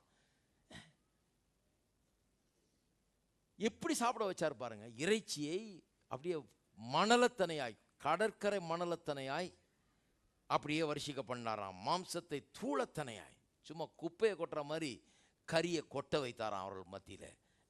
வாஸ்து பார்த்தீங்கன்னா இன்னொரு இடத்துல சொல்லியிருக்கு, 1 மைல் பயண தூரத்துக்கு, அதாவது 40 கிலோமீட்டர் தூரம் 1 மைல் பயணம்னா ஒரு நாள் பயணம். 1 நாள் பயண தூரத்துக்கு, அதாவது 40 கிலோமீட்டர் தூரத்துக்கு 3 அடி உயரத்துக்கு அந்த பறவைகள் அப்படியே ஸ்டாக்டாக கிடக்குதான். அப்படியே எங்கேருந்தோ பறந்து விழுந்து கிடக்குது. ஹோம் டெலிவரி மாதிரி கொடுத்துருக்குறாரு. 3 அடி உயரத்துக்கு 1 நாள் பயண தூரத்துக்கு எப்படி வேணால் அள்ளிக்கலாம். அள்ள அவனை மூக்கு முட்டுற வரைக்கும் சாப்பிட்டான் பாருங்க. அவர்கள் பாளையத்தின் நடுவிலும் அவர்கள் கூடாரங்களும் சுற்றி இறங்க பண்ணினார். அவர்கள் புசித்து திருப்தி அடைந்தார்கள். அவர் இச்சித்ததை அவர்களுக்கு கொடுத்தார். இச்சித்தது என விரும்பினதெல்லாம் கொடுத்தார். கரியை கேட்டால் கரியை கொடுத்தார். அவர்கள் தங்கள் இச்சையை வெறுக்கவில்லை. அவருடைய போஜனம் அவர்கள் வாயில் இருக்கும் போதே தேவ கோபம் அவர்கள் மேல் எழும்பி அவர்கள் கொளுத்தவர்களை சங்கரித்து இஸ்ரவேல் விசேஷித்தவர்களை மடிய பண்ணினது. இவையெல்லாம் நடந்தும் அவர் செய்த அதிசயங்களை அவர்கள் நம்பாமல் பின்னும் பாவம் செய்தார்கள். 40ஆம் வசனம், எத்தனை தரமோ வனாந்தரத்தில் அவர் கோபமூட்டி அவாந்திர வழியில் அவர் விசனப்படுத்தினார்கள். அவர்கள் திரும்பி தேவனை பரீட்சை பார்த்து இஸ்ரவேல் பரிசுத்தரை மட்டுப்படுத்தினார்கள். அவருடைய கரத்தையும் அவர் தங்களை சத்துருவுக்கு விலக்கி மீட்ட நாளையும் நினையாமற் போனார்கள். எல்லாம் சொல்லுங்க, நினையாமற் போனார்கள். அதான் அங்கே பிரச்சனை. இதில் உள்ள மொத்த பிரச்சனை என்ன? அவர் என்ன சொல்கிறாரு? மறந்துட்டாங்க, அதை நினைக்க தவறிட்டாங்க. எதை நினைக்க தவறிட்டாங்க? கர்த்தர் இப்படிலாம் செஞ்சுருக்காரு, இவ்வளவு கறி கொடுத்தாரு, இவ்வளவு அப்பத்தை கொடுத்தாரு, இவ்வளவு தண்ணியை கொடுத்தாரு, இவ்வளவு அற்புதம், பார்வோன் சேனையை ஒன்றும் இல்லாமல் ஆக்குனாரு, சிவந்த சமுத்திரத்தை ரெண்டா பிளந்தாரு. இதையெல்லாம் செய்த பிறகும் அவள் தேவனை பரீட்சித்து பார்த்து இஸ்ரவேலின் பரிசுத்தரை மட்டுப்படுத்தினார்கள். ஆங்கிலத்தில் ரொம்ப அருமையாக வருது, they limited the holy one of Israel வருது. லிமிட்டட்னா அவர் செய்யக்கூடிய அந்த மகத்தான காரியங்களை அவர் செய்ய முடியாதபடிக்கு அவரை மட்டுப்படுத்தி விட்டார்கள், தடுத்து நிறுத்தி விட்டார்கள். அதான் விசுவாசத்தினுடைய பொல்லாத தன்மை. அதுதான் பாருங்க. அதனால தான் நான் சொல்றேன், பிசாசு ஒரு பெரிய பிசாசு இல்லை, பிசாசு ஒண்ணுமே கிடையாது, அவன் அற்பன். அவனை இயேசு சிலுவையில் ஏற்கனவே தோற்கடிச்சிட்டாரு, நம்முடைய பாதபடி கீழே அவன் இருக்கிறான் என்று வேதம் சொல்லுகிறது. அதனால பிசாசு இல்லை பெரிய பிரச்சனை, நமக்கு அவிசுவாசம் தான் பெரிய பிரச்சனை. ஏனென்றால் அவிசுவாசம் தேவன் நம்முடைய வாழ்க்கையில் நடப்பிக்கக்கூடிய மகத்தான காரியங்களை மட்டுப்படுத்துகிறது. மட்டுப்படுத்துகிறதுனா லிமிட் பண்ணுகிறது. உங்களுக்கு தெரியுமா, கர்த்தர் ஒரு லிமிட்டையும் உங்களுக்காக வைத்தில்ல. ஹலோ, லிமிட்டே வச்சில்ல. உங்களுக்கு என்னைக்காக சொல்லியிருக்காரா, உனக்கு 20,000 தான் சம்பளம், உன் வாழ்நாளில் 20,000க்கு மேலே நீ சம்பாதிக்கவே முடியாது, அதுதான் உனக்கு வைத்த லிமிட். ஒரு ஊழியக்காரன்ட்ட சொன்னார் பாருங்க ஒரு தடவை, அதெல்லாம் வயசான ஊழியக்காரர். அவர் சொல்கிறாரு, தம்பி, கடவுள் நாய்க்கு வால் அளந்து வச்சா மாதிரி எல்லாருக்கும் அவருக்கு அளந்து வச்சிருக்கிறாரு. நான் சொன்னேன், ஆமாம், அந்தந்த நாய்க்கு அளந்து வச்சிருக்கிறாரு, ஆனால் நான் அவருடைய சாயலில் உண்டாக்கப்பட்ட மனுஷன், நான் ஒரு நாய் அல்ல, நான் தேவனுடைய சாயலின்படி ரூபத்தின்படி உண்டாக்கப்பட்ட மனுஷன். அவரை போல இருக்கும்படியாக, லிமிட்லெஸ்ஸாக இருக்கும்படியாக என்ன உண்டாக்கி இருக்கிறார். எனக்கு ஒரு லிமிட்டை சொல்ல. ஆபிரகாம் மனுஷன் விழுந்து போன பிறகு ஆபிரகாம் என்கிற ஒரு மனிதனை தெரிந்தெடுத்து அவன் மூலமாக அவருடைய நோக்கங்களை காண்பிக்கிறார். அவனை எடுத்தவொடனே என்ன சொல்றாரு, உன் கண்களை ஏறெடுத்து பார். ஏறெடுத்து பார்த்து அதோ பார்த்து எடுத்து பார், லைன் போட்டிருக்கேன், அது வரைக்கும் உன்னுது அப்படின்னு சொல்லல அவரு. ஹலோ, அதோ தெரிந்து பார் தென்னை மரம், அது வரைக்கும் பா ஒன்னுது, நல்லா பார்த்து வச்சுக்கோ, அவ்வளோ தூரம் உனக்கு கொடுத்துருக்கேன்னு சொன்னாரா? ஹலோ, அதெல்லாம் நம்ம ப்ராப்பர்ட்டி பார்த்துக்கோ அப்படின்னாரா? கிடையாது. கண்களை ஏறெடுத்து பார், உன் கண் பார்க்கும் தூரம் உனக்கு நான் தருவேன். நீ எவ்வளோ தூரம் பார்க்குறியோ அவ்வளோ தர்றேன். கால் மிதிக்கும் இடமெல்லாம் உனக்கு தருவேன். இருக்கீங்களா? கால் மிதிக்கடெல்லாம் தருவேன், கண் பார்க்கும் தூரம் தருவேன்னா டெய்லி எந்திரிச்சு பார்க்க வேண்டிதான். நேற்றை விட இன்னும் நல்லா பார்க்கணும், இன்னும் நல்லா மேலே ஏறி நின்று எவ்வளோ தூரம் தெரியுதோ அவ்வளோ தூரம் பார்க்கணும். மிதிக்கும் இடமெல்லாம் தருவேன்னு சொன்னதுனால எங்கெல்லாம் போய் மிதிச்சுட்டு வர முடியுமோ மிதிச்சுட்டு வர வேணும். ஏனென்றால் லிமிட் அவர் போடவே இல்லை. அவர் எல்கையற்ற தேவன். அவருடைய எல்கையற்ற அன்பினால், இரக்கத்தினால், கிருபையினால், தயவினால் நமக்கு எல்கையற்ற விதத்திலே ஆசீர்வாதங்களை கொடுத்திருக்கிறார். பவுல் அப்போஸ்தலன் சொல்லுகிறார், இந்த அளவற்ற ஐஸ்வர்யத்தை, எல்கையற்ற ஐஸ்வர்யத்தை பிரசங்கிக்கும்படியாக தேவன் என்னை தெரிந்து கொண்டிருக்கிறார் என்று சொல்லி நான் சொல்லுகிறேன். இந்த அளவற்ற ஐஸ்வர்யத்தை தேவன் நமக்கு கொடுத்திருக்கிற இந்த எல்கையற்ற கிருபையை, ஈவை, தயவை அவர் நமக்கு காண்பித்திருக்கிற அந்த மாபெரும் கிருபையை பிரசங்கிக்கிறதுலாம் நான் இங்கே இருக்கிறேன். லிமிட்டை பிரசங்கிக்கிறதுக்காக அல்ல. லிமிட்டே கிடையாது என்று சொல்வதுதான் என்னுடைய வேலை. ஒவ்வொரு ஞாயிற்றுக்கிழமையும் லிமிட்டே கிடையாது, லிமிட்டே கிடையாது. நிறைய ஜனங்க அப்படி தான் இருக்கிறாங்க. எதுக்கும் ஒரு லிமிட் இருக்குது பிரதர். கிடையாது. இந்த லிமிட்ன்ற வார்த்தையை கொண்டாடாதீங்க. என்ன லிமிட் இருக்குது? எதுக்கும் ஒரு லிமிட் இருக்குதுங்க. சம்பாதிக்கிறதுக்குள்ள ஒரு லிமிட் வேணுங்க. லிமிட் நீங்கள் வச்சுங்க, நான் வச்சுக்கல லிமிட்டை. லிமிட்டே இல்லாமல் தான் வாழ விரும்புகிறேன். ஏனென்றால் கர்த்தர் என்ன லிமிட்லெஸ்ஸாக உண்டு பண்ணியிருக்கிறார், உங்களையும் அப்படித்தான் உண்டு பண்ணியிருக்கிறார். இந்த அவிசுவாசம் வந்துருச்சுன்னா பாருங்க, அது இப்படிப்பட்ட சாக்கு போக்கெல்லாம் சொல்லுது. கடவுளையே மட்டுப்படுத்தி விடுகிறது. கடவுளே ஒரு பெரிய காரியத்தை செய்ய முடியாம வாழ்க்கையை ஒரு பெரிய ஒரு நோக்கத்தை எல்லாம் அடைய முடியாதபடிக்கு ஒரு சாதாரண வாழ்க்கையாக, ஒரு தோல்வியின் வாழ்க்கையாக, பிரயோஜனமற்ற வாழ்க்கையாக மாற்றி விடுகிறது. அருமையானவர்களை, நான் சொல்லுகிறேன், கர்த்தரை விசுவாசியுங்கள். சாதாரணமாக இருக்கிற வாழ்க்கை அற்புதமான ஒரு வாழ்க்கையை மாறும். நாளைக்கு பல வருஷங்கள் கழிந்து திரும்பி பார்த்தீர்கள்னு சொன்னால், சாதாரணமாக ஆரம்பித்த அந்த வாழ்க்கை அற்புதமாக பல எல்லைகளை கடந்து வந்து பல தூரங்களை எட்ட முடியாத அளவுக்கு காரியங்களை எல்லாம் எட்டி சாதித்திருக்கிறதை நீங்கள் காண்பீர்கள். அதுதான் விசுவாச வாழ்க்கை. எத்தனை பேர் அப்படி இருக்க விரும்புகிறீங்க? அப்ப இஸ்ரவேல் பரிசுத்தரை மட்டுப்படுத்தினார்கள் என்று சொல்லப்பட்டிருக்கிறது. மட்டுப்படுத்தினார்கள், லிமிட் பண்ணிட்டாங்க. அவர் பெரிய காரியங்களை செய்ய முடியாதபடிக்கு அவரை மட்டுப்படுத்தி விட்டார்கள். எப்படி மட்டுப்படுத்தினார்கள்? அவர் செய்த பெரிய பெரிய செயல்கள் எல்லாம் மறந்து போனார்கள். மறந்து போய்விட்டு எப்போ பார்த்தாலும் முறுமுறுத்து கொண்டிருக்கிறார்கள். மறக்கிற குணம். கடவுள் செய்த பெரிய காரியங்களை மறக்கிற ஒரு குணம் அவர்களுக்கு இருந்தது. திருப்போம் 106வது சங்கீதம். எல்லாரும் சொல்லுங்க, நான் எல்கையற்றவன், என்னுடைய தேவன் எல்கையற்ற தேவன், அவர் எல்கை எதையும் எனக்கு போடவில்லை, உன்னுடைய விசுவாசத்தின்படியே உனக்கு ஆக கடவுது என்று சொல்லி இருக்கிறார். இப்போ நான் சேலஞ்ச் பண்ணுறேன், நீங்கள் எவ்வளோ தூரம் போக போகிறீங்க, என்னவா இருக்க போகிறீங்கன்றது உங்களை பொறுத்து இருக்கிறது. நீங்கள் எப்படி விசுவாசிக்க போகிறீங்க, நீங்கள் என்னத்தை விசுவாசிக்க போகிறீங்க, அதை பொறுத்து தான் இருக்கிறது ஒழிய கடவுள் ஏதோ என்னமோ பண்ணுவார்னு காத்துட்டு இருக்காதீங்க. எல்லாம் பண்ணி வச்சுட்டாரு, லிமிட்டெல்லாம் அகற்றிட்டு லிமிட்லெஸ் ஆக்கி வச்சுட்டு போயிருக்காரு. நீங்கள் லிமிட் போட்டுக்கிறதுனா அப்புறம் லிமிட்டாக தான் இருக்கும் இல்லையா? சரி, 106வது சங்கீதம் வாசிக்கிறேன் 7ஆம் வசனத்திலிருந்து. எங்கள் பிதாக்கள் எகிப்திலே உம்முடைய அதிசயங்களை உணராமலும் உம்முடைய கிருபைகளின் திரட்சியை நினையாமலும் போய் சிவந்த சமுத்திர ஓரத்திலே கலகம் பண்ணினார்கள். ஃபஸ்ட்டு டெஸ்ட் இல்லையா? அதான் சொன்னேன் இல்லையா? சிவந்த சமுத்திரத்தில் வந்தோடனே பின்னால் பார்வோன் துரத்தி வர்றதை பார்த்துட்டு கலகம் பண்ணினார்கள். ஆனாலும் அவர் தமது வல்லமையை வெளிப்படுத்தும்படி தம்முடைய நாமத்தின் நிமித்தம் அவர்களை ரட்சித்தார். அவர் பாருங்க, அவங்க கலகம் பண்ணால் கூட அவர் ரட்சிக்கிறார். ஏன்னா அவர் தம்முடைய நாமத்தை தம்முடைய வல்லமையை வெளிப்படுத்தும்படி அவர் செய்கிறார். அவர் சிவந்த சமுத்திரத்தை அதட்டினார், அது வற்றி போயிற்று. வெட்டாந்தரையில் நடக்கிற போல அவர்கள் ஆழங்களில் நடந்து போக பண்ணினார். பகைஞன் கைக்கு அவர்களை விலக்கி ரட்சித்து சத்துருவின் கைக்கு அவர்களை விலக்கி மீட்டார். அவர்கள் சத்துருக்களை தண்ணீர்கள் மூடிக்கொண்டது, அவர்கள் ஒருவனும் மீந்திருக்கவில்லை. அப்பொழுது அவர்கள் அவருடைய வார்த்தைகளை விசுவாசித்து அவருடைய துதியை பாடினார்கள். பாடினாங்களா இல்லையா? சிவந்த சமுத்திரத்தை கடந்த உடனே தம்புரு எடுத்துக்கொண்டு மிரியாம் மற்றும் சகோதரர்கள்லாம் சேர்ந்துக்கிட்டு பெரிய ஒரு ஆர்ப்பாட்டமே நடக்கிறது. பாடி துதிக்கிறார்கள், அவருடைய துதியை பாடினார்கள். 13ஆம் வசனம். ஆனாலும் சீக்கிரமாக அவருடைய கிரியைகளை எல்லாம் சொல்லுங்க மறந்தார்கள். பாடினாங்க, எவ்வளோ நாளைக்கு வந்தது? அது 3 நாள் தான். வெறும் 3 நாள் கன்வென்ஷன் மாதிரி முடிஞ்சிருச்சு கடகடன்னு. அந்த 3 நாளைக்கு அப்புறம் திருப்பியும் பழைய புத்தி வந்துருச்சு. 3 நாளைக்கு அப்புறம் தண்ணி தாங்க எடுத்த உடனே தண்ணி கொடுக்கலாம் பாரு என்ன பண்ணுறோன்னு நிற்கிறாங்க. அடா, தண்ணியே கடக்க பண்ணார, சிவந்த சமுத்திரத்தையே கடக்க பண்ணின தேவன் தண்ணி தர்றது அவ்வளோ பெரிய விஷயமா? செய்வார் கர்த்தர்.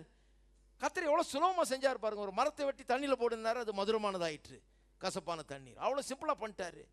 இதை அவங்க பெரிய இஷ்யூ ஆக்கி தண்ணி கிடைக்கலாம் பாரு இப்போ என்ன பண்ணுறோன்னு நிற்கிறாங்க, முறுமுறுத்து கொண்டு நிற்கிறாங்க. அதான் சொல்லியிருக்குதுங்க, சீக்கிரமாக அப்படி கிரியை மறந்தார்கள். அவருடைய ஆலோசனைக்கு அவர்கள் காத்திராமல் வனாந்திரத்திலே இச்சை உள்ளவர்களாகி அவாந்திர வழியிலே தேவனை பரீட்சை பார்த்தார்கள். 21ஆம் வசனம். எகிப்திலே பெரிய கிரியைகளையும் காமின் தேசத்திலே அதிசயங்களையும் சிவந்த சமுத்திர தண்டையிலே பயங்கரமானவைகளும் செய்தவராகிய தங்கள் இரட்சகராகிய தேவனை எப்படி சொல்லியிருக்கு பாருங்க. பெரிய பெரிய காரியங்களெல்லாம் செய்தார் அவர், ஆனால் மறந்துட்டாங்க. அவிசுவாசத்தின் குணம் இது. அதனால தான் சங்கீதம் 103 எப்படி சொல்லி இருக்கிறது, என் ஆத்துமாவே கர்த்தரை ஸ்தோத்திரி, என் முழு உள்ளமே அவருடைய பரிசுத்த நாமத்தை ஸ்தோத்திரி, என் ஆத்துமாவே கர்த்தரை ஸ்தோத்திரி, அவர் செய்த சகல உபகாரங்களையும் மறவாதே. எல்லாரும் சொல்லுங்க, அவர் செய்த சகல உபகாரங்களையும் மறவாதே. பக்கத்தில் இருக்கால பார்த்து சொல்லுங்க, அவர் செய்த சகல உபகாரங்களையும் மறவாதே. என்ன அருமையான வார்த்தைகள் பாருங்க. சங்கீதக்காரர் சொல்ல மறக்காத, ஏன்னா மறந்தா போச்சு, மறந்தா இந்த அவிசுவாச குணம் வந்துடுது, மறந்தா முறுமுறுப்பு வந்துடுது. கர்த்தர் செய்கிற காரியங்களை நினைவில் வைத்து கொண்டிருப்பது அவசியம். மறவாதன்னு சொல்லிட்டு, அதாவது என் ஆத்துமாவே கர்த்தரை ஸ்தோத்திரி, முழு உள்ளமே பரிசுத்த நாமத்தை ஸ்தோத்திரி, என் ஆத்துமாவே கர்த்தரை ஸ்தோத்திரி, அவர் செய்த சகல உபகாரங்களையும் மறவாதே. அவர் உன் அக்கிரமங்களை எல்லாம் மன்னித்து உன் நோய்களை எல்லாம், இப்போ உபகாரங்களை பற்றி பேசுகிறார், என்னெல்லாம் பண்ணியிருக்கிறாரு. எத்தனை பேருக்கு சொல்கிறீங்க அக்கிரமங்களை எல்லாம் மன்னித்து இருக்கிறாருன்னு? எத்தனை பேர் சொல்கிறீங்க நோய்களை எல்லாம் குணமாக்கி இருக்கிறாருன்னு? அடுத்து சொல்லியிருக்குது, அவர் உன் பிராணனை அழிவுக்கு விலக்கி மீட்டு உன் கிருபையினாலும் இரக்கத்தினாலும் முடிசூட்டி நன்மையினால் வாயை திருப்தியாக்குகிறார். கழுகுக்கு சமானமாய் உன் வயது திரும்ப வான வயது போலாகிறது. அவர் செய்த உபகாரங்கள் எல்லாம் சொல்றாரு பாருங்க. எப்படி சொல்றாரு பாருங்க. அக்கிரமங்கள் எல்லாம் மன்னித்து, எத்தனை பேர் பாவங்கள் எல்லாம் மன்னித்து இருக்கிறார் அவர். அதுக்கு என்னைக்காவது கர்த்தருக்கு ஸ்தோத்திரம் செலுத்துறீங்களா? கர்த்தாவே பாவங்கள் எல்லாம் மன்னித்து உடைய பிள்ளையாக்கினபடி ஆளுமுக்கு சொல். நோய்களை எல்லாம் குணமாக்கி இருக்கிறாரா? எத்தனை முறை நோய்களை குணமாக்கி இருக்கிறார். நம்ம முறுமுறுக்கும் போது ஒரு காரியத்தை ஞாபகம் வைத்துக் கொள்ளணும், மறந்துடுறோம்னு அர்த்தம். திரும்பி பார்க்க வேண்டும். கர்த்தர் எத்தனை நன்மைகளை செய்திருக்கிறார். அப்படி செய்தவர் இன்னைக்கு செய்ய மாட்டாரா? அன்றைக்கு செய்தவர் இன்னைக்கு செய்ய மாட்டாரா? நீங்கள் வேலை இல்லாதப்ப வேலையை கொடுத்தவர் இப்போ வேலை போனோன்னு இன்னொரு வேலையை தரமாட்டாரா? ஹலோ, அப்புறம் ஏன் அந்த பேச்சு?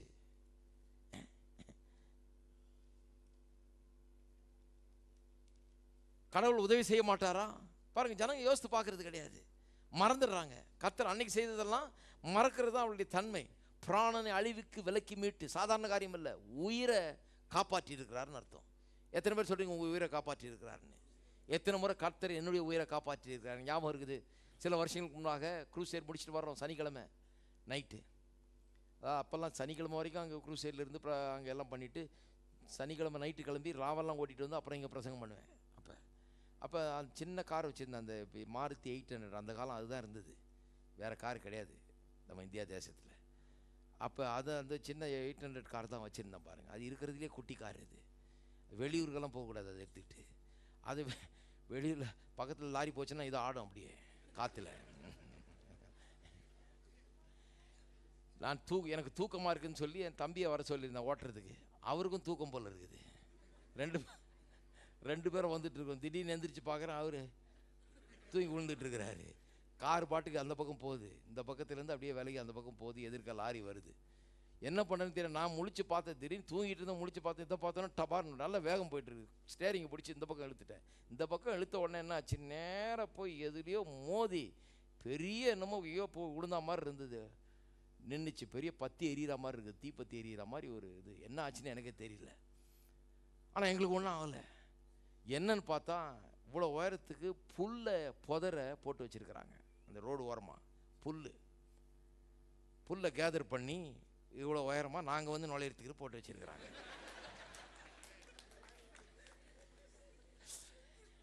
அது உள்ளே போய் சொருகிட்டு நிற்கிது கார், இந்த சின்ன காரு பாருங்கள். கதவை திறக்கலான்னு பார்த்தா பெரிய மரம், இவ்வளோ பெரிய மரம் ஒன்று இந்த கதவு பக்கத்தில் இருக்குது. அந்த மரத்தை எவ்வளோ தூரத்தில் மிஸ் பண்ணியிருக்கிறோம். கதவை திறக்க முடியல என்னால். ஏன்னா அந்த மரம் ஓரமாக வந்திருக்கோம், மரத்தில் ஒரு சின்ன சிராய்ப்பு கூட கிடையாது, அது மேலே படவே இல்லை. இவ்வளோ கேப்பில் போய் நின்றுருக்கு. கரெக்டாக நான் இறங்க முடியாதபடிக்கு கதவு சாத்தியிருக்கு. ஒன்றும் இல்லை, ஒரு காருக்கும் எந்த ஒரு அடியும் கிடையாது, ஒன்றுமே கிடையாது. ஏன்னா புல்லு தானே, அது பாட்டுக்கு சொருவிச்சு பின்னால் ரிவர்ஸ் எடுத்தோம், நேராக வெளியே வந்தோம். அதுக்குள்ளே இந்த லாரிக்காரங்க பஸ்ஸுக்காரங்க எல்லாம் நிறுத்திட்டு, ஏன்னா அவ்வளோ வேகத்தில் வந்து அதில் சொருவிச்சு, அதில் எல்லாம் இறங்கி வந்துட்டாங்க. சொல்லாங்க, சார் தப்பிச்சிட்டீங்க, எப்படியோ இந்நேரம் மோட்சம் போயிருப்பீங்கன்னா. நான் அவ்வளோ சீக்கிரம் போக மாட்டேன், இங்கே வேலை இருக்குது எனக்கு.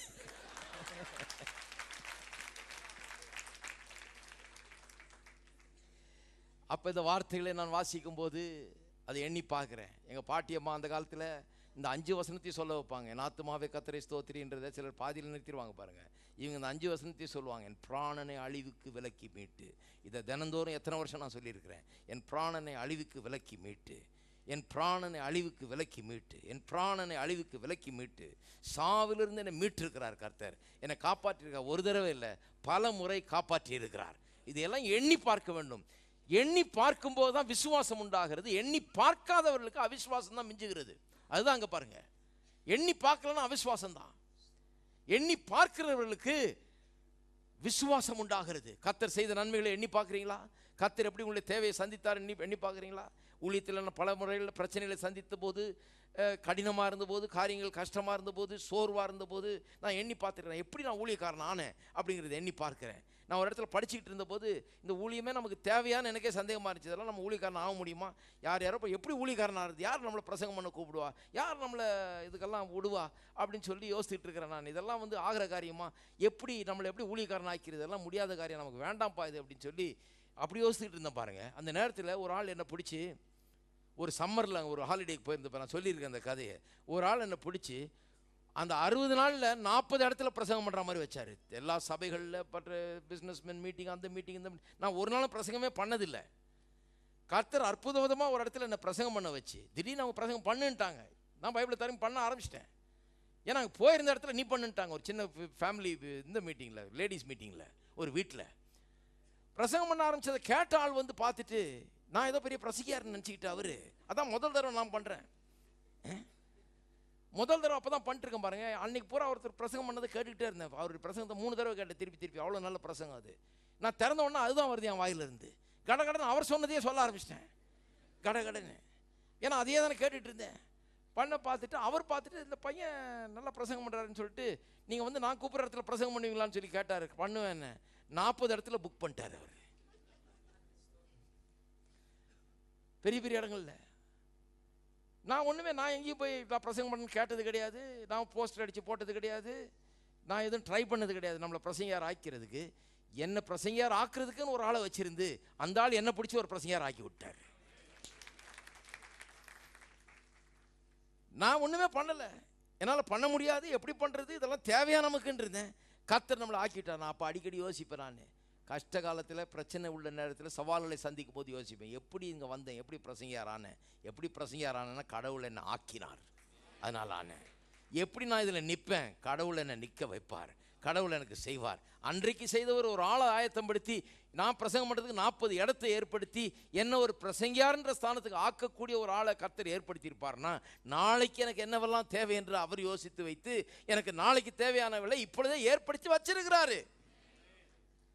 ஆபிரகாம் தன்னுடைய மகனை கூப்பிட்டு மேலே மலைக்கு மேலே பலியிட போகும்போது அங்கேருந்து இன்னொரு ஆடு ஒன்று வீட்டை விட்டு கிளம்பிடுச்சு.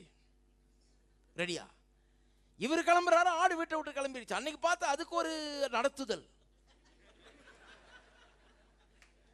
அது மலையை நோக்கி போய் கொண்டிருக்கிறது. மலை அடிவாரத்தில் இருந்து அங்கங்கே தின்னு மேஞ்சிட்டு பார்க்குது. அப்புறம் ஏதோ ஒன்று உள்ள சொல்லுது, மேலே போன்னு. மேலே போகுது, மேலே போக போக ஏறிட்டே இருக்கு. மலை உச்சிக்கு எதுக்கு ஒரு ஆடு போகணும், ஆடு பாட்டு ஏறிட்டே இருக்குது மலை உச்சிக்கு. நேராக போய் அங்கே போய் ஒரு புதரில் போய் அங்கே மூக்க விட்டு என்னத்தையோ பண்ணிட்டு இருக்குது, போய் எல்லாம் மாட்டிக்கிட்டு சிக்கிக்கிட்டு இருக்குது. ஆபிரகாம் வந்து மகனை கொல்றதுக்கு கையை உயர்த்துறாரு. கர்த்தர் சொல்ல, நிறுத்து, உன் மகனை கொல்லாத, உனக்காக ஒரு பலியை நான் ஏற்படுத்தி வைத்திருக்கிறேன். சுற்றி பார்க்குறான், அங்கே ஒரு ஆடு அங்கே புதரில் சிக்கி கிடக்கிறது. ஹலோ, இருக்கீங்களா? நான் சொல்கிறேன், ஆபிரகாம் வீட்டை விட்ட உடனே ஆடு கொஞ்சம் அட்வான்ஸாகவே கிளம்பியிருக்குன்னு நினைக்கிறேன். ஹலோ, இருக்கீங்களா? நிறைய பேர் சொல்ல, இப்போல்லாம் மாப்பிள்ளை கிடைக்கிறது ரொம்ப கஷ்டங்க. இல்லை, அந்த ஆடு கிளம்பிடுச்சு. எப்போ அது கிளம்பி அங்கே வெயிட் பண்ணிட்டு இருக்கோம். நீங்கள் எங்கே போகணுமோ அங்கே வந்தால் கரெக்டாக அங்கே மீட் பண்ணுவீங்க. அதை அடிக்கப்படுறதுக்கு ஒப்பு கொடுக்குற ஆடு மாதிரி அது புதரில் சிக்கியாக காத்து கொண்டு இருக்கிறது. நீங்கள் உங்கள் வீட்டிலேருந்து கிளம்பி கர்த்தர் என்ன சொன்னாரோ அதை செய்ய வரும்போது கரெக்டாக அந்த ஆடு நீங்களும் மீட் பண்ணுவீங்க. அங்கதான் அந்த பலிபீடத்துக்கு பெயரிட்டான் யெகோவா ஈரே என்று. என்னுடைய தேவைகளை சந்திக்கிறவர், என்னுடைய தேவைகளை முன்னறிந்து அதை சந்திக்க ஆயத்தப்படுத்துகிறவர் தேவன் என்று சொல்லி அப்படி அவன் அந்த இடத்துக்கு பெயரிட்டான். இல்லையா? இருக்கீங்களா? அப்ப அந்த மாப்பிள்ளை ஆடு அங்கே காத்துட்டு இருக்குது, பொண்ணு ஆடு அங்கே காத்துட்டு இருக்குது. இல்லைங்க, வேலை கிடைக்கிற இந்த காலத்தில் ரொம்ப கஷ்டம். இல்லைங்க, நீங்க முதல்ல கடவுள் என்ன சொன்னார் அதை செய்யுங்க.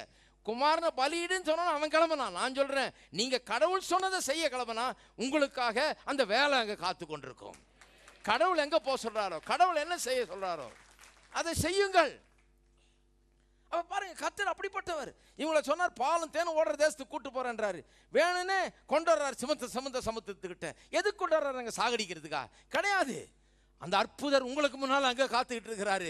சமுத்திரத்தை 2ஆக பிளக்கும்படியாக, நீங்கள் அதன் முறை கடந்து செல்லும்படியாக அவர் உங்களுக்காக காத்து கொண்டிருக்கிறார். அங்கே அடுத்தது மாறா கொண்டு வர்றாரு. கசப்பான தண்ணியா இருக்கிறது. எதுக்கு? கசப்பான தண்ணியை குடித்தே சாகுனா?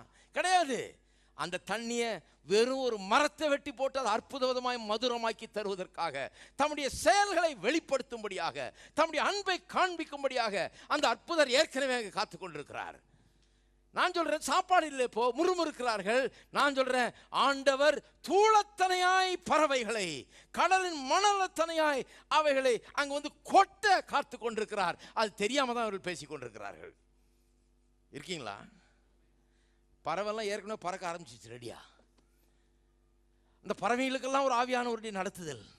அது அங்கே எங்கேயோ உட்கார்ந்து இருக்குது. திடீர்னு யாரோ ஒருத்தர் எந்திரிச்சு இப்படி பறன்னு சொல்ற மாதிரி இருக்குது. எல்லாம் அங்கே நோக்கி போய்கிட்டு இருக்குது. இவன் முறுமுறுத்துக்கிட்டு இருக்கிறான். கர்த்தர் சொல்றாரு, பாவி, உனக்காக எவ்வளோ ஆயத்தம் படுத்தி அந்த பறவைலாம் எவ்வளோ தூரத்துலேருந்து ரெடியாக இந்த பக்கம் பறந்துக்கிட்டு வந்துக்கிட்டு இருக்குது. ஏன்னா கொண்டு வந்து தூளத்தனையாய் கடற்கரை மணலத்தனையாய் கொண்டு வந்து நான் கொட்ட போகிறேன். அதுக்காக வந்துக்கிட்டு இருக்குது. உன் விசுவாசத்தை சரி பண்ணு, அவிசுவாசத்தை அகற்று, தேவனுடைய பெரிய செயல்களை நினைத்து பார். ஹலோ, இருக்கீங்களா? கர்த்தர் எவ்வளோ தயவு உள்ளவர் பாருங்க. எவ்வளோ நேரத்தில் நம்ம அவிசுவாசம் உள்ளவர்களாக இருந்திருக்கிறோம், அப்போ கூட கர்த்தர் தயவு காண்பித்திருக்கிறார். ஆனால் நான் சொல்லுகிறேன் அருமையானவர்களே, அந்த பொல்லாத இருதயமாகிய அவிசுவாசம் என்கிறது நீக்க வேண்டும். கர்த்தருடைய அன்பை ருசி பார்த்திருக்கிறீர்கள், அற்புதங்களை ருசி பார்த்திருக்கிறீர்கள். சந்தேகப்படாதீர்கள். கர்த்தர் நல்லவராய் இருக்கிறார். அவரை நம்புங்கள். நான் சொல்கிற மாதிரி இவங்களை அங்கே வனாந்திரத்துக்கு கொண்டு போனார். பறவைங்கள்லாம் இங்கே ஏற்கனவே ரெடி பண்ணி வச்சிருக்கிறார். இவன் கறி கேட்பான்னு அவருக்கு தெரியாதா? ஏன்னா கறி பாத்திரத்து பக்கத்துலேயே உட்காந்து சாப்பிட்டோன்னாச்சே. இந்த சாப்பாட்டு ராமன்களுக்கு கறி தேவைப்படும்னு அவருக்கு ஏற்கனவே தெரியும். இவருடைய புத்தி அவருக்கு ஏற்கனவே தெரியும். அவர் கறியெல்லாம் ரெடி பண்ணி இவன் மூக்கு முட்டை சாப்பிட்ற அளவுக்கு எல்லாத்தையும் ரெடி பண்ணி அந்த பறவையெல்லாம் நல்லா டேக் ஆஃப் பண்ணி எல்லாம் வந்துக்கிட்டு இருக்குது. ஆனால் இவனுக்கு அது தெரியல. நான் சொல்லுகிறேன், உங்களுடைய தேவை என்னவா இருந்தாலும் எப்பேற்பட்ட பெரிய சமுத்திரத்துக்கு எதிர்க்க வந்து நிற்கிற மாதிரி இருக்கும், பின்னால் பார்வோன் துரத்திட்டு வர மாதிரி இருக்கும், வேறு வழியே இல்லாத மாதிரி இருக்கும். ஆனால் கர்த்தர் ஏற்கனவே வழி ஆயத்தம் பண்ணிட்டார். தண்ணி கிடைக்காத போல இருக்கும், கர்த்தர் ஆயத்தப்பட்டார். சிம்பிள் சொல்யூஷனை வச்சிருக்கிறாரு. சாப்பாடு இல்லைங்கிறது போல தெரியும், நம்பாதீர்கள். கர்த்தர் சொல்லியிருக்கிறார், என் தேவன் உங்களுடைய குறைவுகள் எல்லாம் தங்களுடைய மகிமையின் ஐஸ்வர்யத்தின்படி சந்திக்கிறார் என்று. நான் சொல்கிறேன், சந்திக்கிறதுக்கு அவர் ஏற்கனவே ஆயத்தம் பண்ணிட்டார். ட்ரக்கு வந்துகிட்டு இருக்குதுங்க, லாரியாக வந்துட்டு இருக்குது. அது ஹலோ இருக்கிறீங்களா? இல்லை பக்கத்தில் இருக்கால பார்த்து சொல்லுங்க, ஏன் லாரி வந்துட்டு இருக்குது.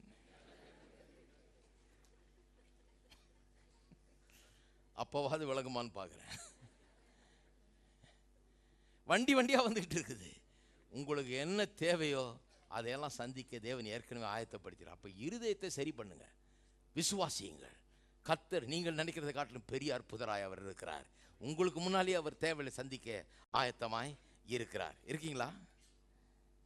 அவர் செய்த உபகாரங்கள் ஒன்றையும் மறவாதீர்கள். கர்த்தர் போன தடவை இப்படி செஞ்சார், இப்போ நிச்சயமாக செய்வார் என்பதை எதிர்பாருங்கள். அடுத்தது, அன்பிலீஃப் இஸ் அன்தேங்க்ஃபுல். அவிசுவாசம் என்கிறது நன்றியற்றதாக இருக்கிறது. நன்றி இல்லை. விசுவாசம் நன்றி செலுத்துகிறது, ஸ்தோத்திரம் செலுத்துகிறது. பிலிப்பியர் 4:6 என்ன சொல்லியிருக்குது? ஸ்தோத்திரத்தோட உங்கள் விண்ணப்பங்களை, ஸ்தோத்திரத்தோட கூடிய விண்ணப்பங்களை தேவனுக்கு தெரியப்படுத்துங்கள். நீங்கள் ஒன்றை குறித்தும் கவலைப்படாமல் ஸ்தோத்திரத்தோட கூடிய விண்ணப்பங்களை தேவனுக்கு தெரியப்படுத்துங்கள். அப்போ விண்ணப்பங்கள் தேவையை பற்றி ஆண்டவர்கிட்ட சொல்லும்போது கூட ஒரு உண்மையான விசுவாசி எப்படி சொல்லுகிறான்? ஸ்தோத்திரத்தோட கூட. ஆங்கிலத்தில் ரொம்ப நல்லா வருது, don't be anxious about anything but make your request known unto God with prayer and thanksgiving என்று சொல்லப்பட்டிருக்கிறது. அதாவது ஜெபத்தினாலே தேவனுக்கு அதை தெரியப்படுத்துங்க உங்கள் தேவைகள்னு சொல்ல. ஜெபத்தோடு, ஸ்தோத்திரத்தோடைய கூடிய ஜெபத்தோடு, விண்ணப்பத்தோடு, ஸ்தோத்திரத்தோடைய கூடிய விண்ணப்பத்தோடு உங்களுடைய தேவைகளை தெரியப்படுத்துங்க. அப்போ விசுவாசி ஜெபிக்கும் போதே என்ன பண்ணுறான்? அதுலேயே என்ன பண்ணிடுறான்? தேங்க்ஸையும் ஆட் பண்ணிடுறான். இல்லைங்க வந்து கிடைச்ச பிறகு தானே தேங்க்ஸ் சொல்கிறது கிடையாது. அதுதான் அவிசுவாசி. அவிசுவாசி வந்து கிடைச்ச பிறகு தேங்க்ஸ் என்னவான், பாட்டு பாடுவான், டேம்பரின் வாசிப்பான். 3 நாளில் அது கதை முடிஞ்சு போயிடும். விசுவாசினா என்ன? தேவனுடைய விசுவாசம் எப்படிப்பட்டது? கேட்கும் போதே எனக்கு தேவன் நிச்சயம் தருவார்னு அவர் நிச்சயம் தர்றதுனால கேட்கும் போதே தேங்க்ஸ் சொல்லிடுறான். எத்தனை பேர் இருக்கிறீங்க? யார்கிட்ட கேட்குறோம்? நம்ம ஆண்டவர்கிட்ட கேட்குறோம். ஆண்டவர் எப்படிப்பட்டவர்? வாக்கு மாறாதவர், பொய்யுரையாத கர்த்தர். அவர் தருவாரா தரமாட்டாரா? நிச்சயமா தருவார். அப்போ தருவார்னு சொன்னால் அவர் தர்ற வரைக்கும் ஏன் காத்திருக்கணும் தேங்க்ஸ் சொல்கிறதுக்கு? நான் இப்போவே தேங்க்ஸோட சேர்த்து ஜெபம் பண்ணிடுறேன். இருக்கீங்களா? ஸ்தோத்திரத்தோட கூடிய விண்ணப்பங்களை அவருக்கு தெரியப்படுத்துங்கள் என்று சொல்லப்பட்டிருக்கிறது. இன்னொரு வசனத்தை வாசிக்க விரும்புகிறேன் பாருங்க. யாத்ராமம் இல்லை, உபாகமம் 7ஆம் அதிகாரம், 7ஆம் அதிகாரம் 17ஆம் வசனம். அந்த ஜாதிகள் என்னிலும் ஜனம் பெருத்தவைகள், நான் அவர்களை துரத்தி விடுவது எப்படி என்று உன் இருதயத்தில் சொல்லி கொண்டாயானால். அதாவது இவங்க பாலுந்தேன்னு ஓடுற தேசத்தில் போன பிறகு என்ன எப்படி நடந்துக்கணும்னு சொல்லி தர்றாரு. அங்கே போன பிறகு அந்த ஜாதிகளெல்லாம் துரத்திட்டு நீங்கள் அதை சுதந்திரித்து கொள்ளுங்கன்னு சொல்லியிருக்காரு. ஆனால் இவங்க வந்து அந்த ஜாதிகள்லாம் பார்த்துட்டு அவங்கெல்லாம் வெல் எஸ்டாப்ளிஷ்டாக இருக்காங்க, அவங்களுக்கு ராஜாக்கள் இருக்கிறாங்க, பெரிய பெரிய தேசமாக இருக்குது, இராணுவம் இருக்குது, எல்லாம் இருக்குது. இவரெல்லாம் பெருத்த ஜாதிகளாக இருக்கிறார்களே, அவர்களை துரத்தி விடுவது எப்படி என்று உன் இருதயத்தில் நீ சொல்லி கொண்டாயானால். அதாவது அவங்கள பார்த்தோன்னே உங்களுக்கு பயமாக இருந்துச்சுன்னா, ஐயோ இவ்வளோ பெரிய ஜாதியை நான் எப்படி துரத்துறது? நான் சாதாரண ஜனம், இவங்க ஆடு மேய்க்கிற ஒரு ஜாதி, இவ்வளோ பெரிய ஜாதிகளை கொண்டு போய் எப்படி நான் துரத்திட்டு இதை ஆக்கியபை பண்ணுறது இடத்த அப்படின்னு சொல்லி நீ யோசித்தீர்கள் என்றால் என்ன பண்ணணும்னு சொல்கிறார். உன் தேவனாகிய கர்த்தர் பார்வோனுக்கும் 18ஆம் வசனம், எகிப்தியர் யாவருக்கும் செய்ததையும், உன் கண்கள் கண்ட பெரிய சோதனைகளையும் அடையாளங்களையும் அற்புதங்களையும், உன் தேவனாகிய கர்த்தர் உன்னை புறப்பட பண்ணி காண்பித்த பலத்த கையையும் ஓங்கிய புயத்தையும் நன்றாய் நினைத்து. ஆஹா, எப்படி சொல்றாரு பாருங்க. எல்லாம் சொல்லுங்க, நன்றாய் நினைத்து. எதை நன்றாய் நினைக்க சொல்றாரு? தேவனாகிய கர்த்தர் பார்வோனுக்கும் எகிப்தியர் யாவருக்கும் செய்ததை நன்றாக நினைச்சுப்பார். எங்கே செஞ்சாரு? கிளம்புறதுக்கு முன்னாடியே செஞ்சார். பல்வேறு வாதைகளை அனுப்பினார் இல்லையா பார்வோனுக்கும் அந்த எகிப்தியருக்கும். அதெல்லாம் எண்ணிப்பார். உன் கண்கள் கண்ட பெரிய சோதனைகளை, பின்னால் துரத்துறான், முன்னால் சிவந்த சமுத்திரம், பெரிய சோதனை, அதை எண்ணிப்பார். அங்கே என்ன நடந்தது யோசித்துப்பார் என்றார். அடையாளங்களையும் அற்புதங்களையும் உன் தேவனாகிய கர்த்தர் உன்னை புறப்பட பண்ணி காண்பித்த பலத்த கையையும் ஓங்கிய புயத்தையும் நன்றாய் நினைத்து, அதாவது கர்த்தர் உங்களுக்கு செய்த எல்லா காரியங்களையும் நன்றாய் நினைத்து, எல்லாம் சொல்லுங்க நன்றாய் நினைத்து. இதுக்கு கொஞ்சம் டைம் எடுக்கணும். தினந்தோறும் என்ன பண்ணணும், கொஞ்சம் நேரம் எடுக்கணும்.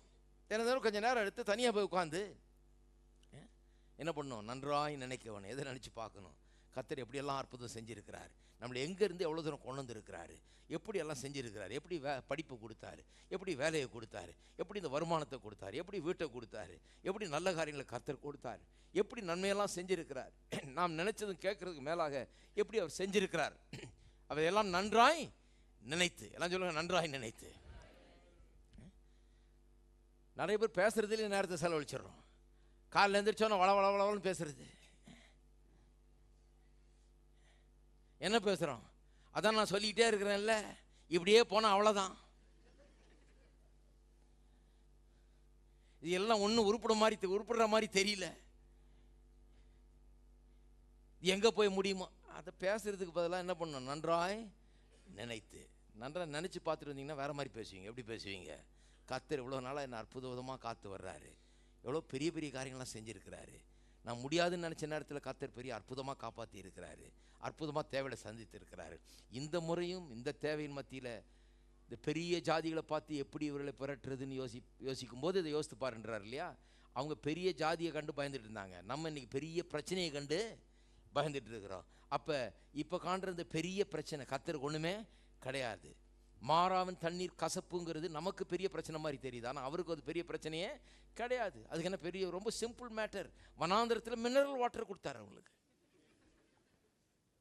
ஒரு மரத்தை வெட்டி அந்த தண்ணியில் போட்டோன்னு மதுரமாயிற்று. ரொம்ப சிம்பிள். கர்த்தர் நம்ம எதை பெருசாக நினச்சி ஐயோ கையோன்றமோ அது கர்த்தருக்கு ஒன்றுமே கிடையாது. பின்னால் பார்வோண்டி சேனை, முன்னால் சிவந்த சமுத்திரம், நம்ம நினைக்கிற போகிறதுக்கு வழியே இல்லை, அவ்வளோதான் போச்சு. ரெண்டு பக்கமும் போட்டு நசிக்கிடுவாங்க போல இருக்கு அப்படின்னு தெரியுது. ஆனால் கர்த்தர் ரொம்ப சிம்பிளாக பிளந்து விட்டார், நீ போன்றாரு. அவன் துரத்திக்கிட்டு வரும்போது பின்னால் வருகிறவன் முள் கடிக்கப்படுறான், ஒருத்தன் கூட மீந்தவில்லைன்னு சொல்லி இருக்குது. அப்படி பண்ணார் கர்த்தர். நான் சொல்லுகிறேன், நினைத்து பாருங்கள் கர்த்தர் செய்த அதிசயங்களையும் அற்புதங்களையும். நான் ஒவ்வொரு நாளும் அதை எண்ணி பார்க்கிறேன். கர்த்தர் எங்கேருந்து எப்படி கொண்டு வந்தார், நான் எப்படி ஆரம்பித்தேன், என்ன செய்தேன், கர்த்தர் எனக்கு எப்படி நன்மை செய்திருக்கிறார், எவ்வளோ பெரிய காரியங்களை செய்திருக்கிறார். பொல்லாத மனிதர்களுடைய கையிலிருந்து தப்பு வைத்திருக்கிறார், சதி திட்டங்களிலிருந்து தப்பு வைத்திருக்கிறார், பிராணனை அழிவுக்கு விலக்கி மீட்டிருக்கிறார், நோய்களிலிருந்து தப்பு வைத்திருக்கிறார், எல்லா ஆபத்திலிருந்து தப்பு வைத்திருக்கிறார், கேடுகளிலிருந்து தப்பு வைத்திருக்கிறார். அதையெல்லாம் எண்ணி பார்க்க வேண்டும். ஆமென். எண்ணி பார்க்குறீங்களா? அது ஒரு நல்ல கான்டெம்ப்ளேஷன். எண்ணி பார்க்கறதுன்றது ரொம்ப நல்ல காரியம். எதையாவது எண்ணி பார்த்துட்டு இருக்கார், பிரச்சனையே யோசிச்சுட்டு ஐயோ என்ன ஆகுமோ, அது புதாகரமாக கிளம்புதாக்கும், இது பெரிய பேயாக இருக்கும் போல இருக்குது, இது என்ன ஆகுமோ தெரியல, அப்படி யோசிக்கக்கூடாது. எப்படி யோசிக்கணும், கர்த்தர் எப்படிப்பட்ட பெரிய பெரிய அதிசயங்களை அற்புதங்களை செய்தார்னு யோசித்து பார்க்கணும். ஒன்றுமே இல்லையா, பைபிளில் என்ன செய்திருக்கார், மற்றவங்களுக்கு என்ன செஞ்சார்னு பாருங்கள். அதை எண்ணி பார்த்து யோசித்து கொண்டிருங்கள், அதை தியானித்து கொண்டிருங்கள். என்றால் கர்த்தர் அவைகளையே உங்களுக்கும் அவர் செய்வார். இருக்கீங்களா? அவர்களுக்கு செய்ததை உங்களுக்கும் அவர் செய்வார். பாருங்க, வாசிக்கிறேன், வாசித்து முடிப்போம். இதை தேவனாகிய கர்த்தர் பார்வோனுக்கு எகிப்திற்கு அவருக்கு செய்ததையும் சொல்லிட்டு 19ஆம் வசனத்தில் கண்ட அதிசயங்கள் அற்புதங்கள் எல்லாத்தையும் நன்றாய் நினைத்து அவர்களுக்கு பயப்படாதிரு. எல்லாம் சொல்லுங்க, பயப்படாதிரு. நினச்சி பார்த்தோன்னா பயம் போயிடுது. பாருங்க, நினச்சி பார்க்கலன்னா பயம் இருக்கும், நினச்சி பார்த்தோன்னா பயம் போயிடுது. நீ பார்த்து பயப்படுகிற எல்லா ஜனங்களுக்கும் தேவனாகிய கர்த்தர் அப்படியே செய்வார். மீதியாக இருந்து உனக்கு தப்பி ஒழித்துக் கொள்கிறவர்களும் அழிந்து போக மட்டும் தேவனாகிய கர்த்தர் அவர்களுக்குள்ளே குளவிகளை அனுப்புவார். அவர்களை பார்த்து பயப்பட வேண்டாம், உங்கள் தேவனாகிய கர்த்தர் உங்களுக்குள்ளே இருக்கிறார். எல்லாம் சொல்லுங்க, கர்த்தர் எனக்குள்ளே இருக்கிறார். உங்களுக்குள்ளே இருக்கிறாருன்னா அங்கே அவர்கள் மத்தியில் இருக்கிறார்ன்ற அர்த்தத்தில் சொல்லியிருக்குது. நமக்கு அதை விட பெட்டராக நமக்குள்ளாகவே இருக்கிறார். அவர்கள் ஜனக்கூட்டமாக இருந்தாங்க, அவங்க மத்தியில் இருந்தார். இன்றைக்கு நமக்குள்ளே இருக்கிறார். நீங்கள் வீட்டில் தனியாக இருக்கும்போது உங்களுக்குள்ளே இருக்கிறார், தனியாக பிரயாணப்படும் போது உங்களுக்குள்ளே இருக்கிறார், தனியாக தவித்து கொண்டிருக்கும் போது உங்களுக்குள்ளே இருக்கிறார், தனியாக நீங்கள் உட்கார்ந்து கொண்டிருக்கும் போது அவர் உங்களுக்குள்ளே இருக்கிறார், பிரச்சனைகளை தனியாக நீங்கள் சந்திக்கும் போது அவர் உங்களுக்குள்ளே இருக்கிறார். சொல்லுங்க, கர்த்தர் எனக்குள்ளே இருக்கிறார். அவர் வல்லமையும் பயங்கரமுமான தேவன். நமக்குள்ள இருக்கிற தேவன் எப்படிப்பட்ட தேவன்? வல்லமையும் பயங்கரமான தேவன். விரோதிகள்லாம் ஒன்றும் கிடையாது. நமக்குள்ளே இருக்கிறவர் அதை காட்டில் பெரியவர். அந்த ஜாதிகளும் தேவனாகிய கர்த்தர் கொஞ்சம் கொஞ்சமாக உன்னை விட்டு துரத்தி விடுவார். ஏங்க கொஞ்சம் கொஞ்சமாக ஒரேடியாக விரட்டி அடிச்சிட்டா கொஞ்சம் நிம்மதியாக இருக்கலாமே? அதுக்கு ஒரு காரணம் இருக்குது. சொல்கிறார் பாரு, நீ அவர்களை ஒருமிக்க நிர்மூலமாக்க வேண்டாம், நிர்மூலமாக்கினால் காட்டு மிருகங்கள் உன்னிடத்தில் பெரிய போகும். சொல்கிறாரு, ஒரேடியாக துரத்திடாதப்பா, அவங்களுக்கு கொஞ்சம் யூஸ் பண்ணிக்கோ, ஆக்கிபை பண்ணிகிட்டு இருக்கட்டும். அவனும் கொஞ்சம் கொஞ்சமாக துரத்தி, நீ ஆக்கிபை பண்ண அவனை வெளியேற்றி. ஏன்னா எல்லாரையும் வெளியேற்றினா நிறைய காட்டு மிருகம் தான் உள்ளே இருக்குன்றார். இருக்கீங்களா? கர்த்தர் ஐடியாவில் பெரிய ஆள், நம்மளை விட ஐடியாவில் அவர் பெரியவராய் இருக்கிறார். அவர் முன்கூட்டியே சிந்திக்கிறவராய் இருக்கிறார். பாலும் தேனும் ஓடுற தேசத்துக்கு கொண்டு போகணும்னு மனசு வச்சுட்டாரு. அவர் கொண்டு போக வல்லவராய் இருக்கிறார். நான் சொல்லுகிறேன், நீங்கள் பாலும் தேனும் ஓடுகிற அந்த தேசத்தை அடைய வேண்டும். அதாவது தேவன் உங்களுக்காக ஏற்படுத்தியிருக்கிற அத்தனை ஆசீர்வாதங்களையும் பெற்று அனுபவிக்க வேண்டும் என்பதுதான் கர்த்தருடைய சித்தம். அதற்காக நீங்கள் என்ன பண்ணணும்? தீர்மானிக்க வேணும். கர்த்தர் கங்கணம் கட்டிட்டு இருக்கிறார், உங்களை கொண்டு போய் சேர்ப்பேன்னு சொல்லி. அவர் தம்முடைய வல்லமையை வெளிப்படுத்த ஆயத்தமுள்ளவராக இருக்கிறார். எல்லா ஏற்பாடுகளையும் பண்ணி இருக்கிறார். நீங்கள் வழியில் சந்திக்கிற பிரச்சனைகள் எல்லாம் அவருடைய வல்லமையை உங்களுக்கு காண்பிக்கிறதுக்காகவே ஒழிய உங்களை அழிக்கிறதுக்காக அல்ல. ஹலோ, இருக்கீங்களா? அவர் தான் கொண்டு வந்தார் சமுத்திரத்திற்கு. எதுக்கு? வல்லமையை காண்பிக்கிறதுக்கு. அவர் தான் கொண்டு வந்தார் மாராவுக்கு. ஏனென்றால் வல்லமையை காண்பிப்பதற்கு. அவர் தான் கொண்டு வந்தார் சாப்பாடு இல்லாத காட்டுக்கு. ஏனென்றால் எப்படி தூளத்தனையாக கடற்கரை மணலத்தனையாக கொண்டு வந்து கொட்ட முடியும் காண்பிக்கிறதுக்காக. நீங்கள் சந்திக்கிற பிரச்சனைகள் எல்லாம் அப்படி எண்ணுங்கள். விசுவாசத்தை உள்ளத்தில் வையுங்கள், அவிசுவாசத்தை நீக்குங்கள். உங்கள் பிரச்சனைகள் ஆண்டவருடைய பார்வையில் ஒன்றுமே இல்லை. எளிதாக ஒரு நிமிஷத்திலே அவர் அதை மாற்றி தர வல்லவராக இருக்கிறார். எல்லாரும் எழுந்து நிற்போம்.